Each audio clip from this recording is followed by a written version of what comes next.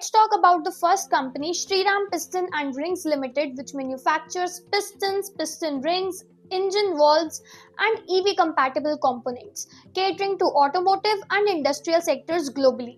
The company reported Q4 FY25 revenue of Rs 988 crores, up by 16.6% quarter on quarter, and PAT of Rs 151 crores, up by 25.3% quarter on quarter.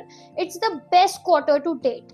EBITDA margins also improved by 130 basis points to 21.3% this quarter, while net profit margin reached 14.9%. This performance was driven by strong growth in the Aftermarket segment and high margin contributions from its subsidiary, SPR TGPL Precision Engineering, which was fully consolidated this quarter.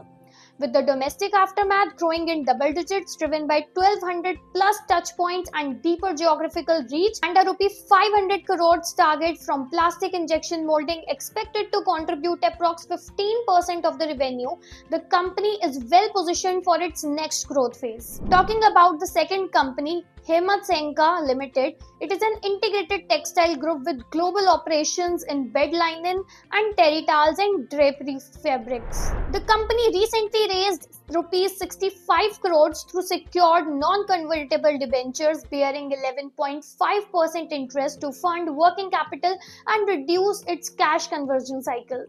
Financially, in Q3 FY25, the company reported revenue of Rs 691 crores with an EBITDA margin of 16.1% and net profit margin of 3%. With India emerging as a core growth geography, the company is targeting Rs 1,000 crores in revenue over the next 5 years, backed by China +1 tailwind and rising demand from EMEA and APAC regions. Himatsingka is actively diversifying its revenue streams beyond the US. This positions the company well for its next phase of growth. So that's a wrap for today's Noisemaker, and if you missed any of the details, you can check out the full report in the description. Stay ahead and stay informed.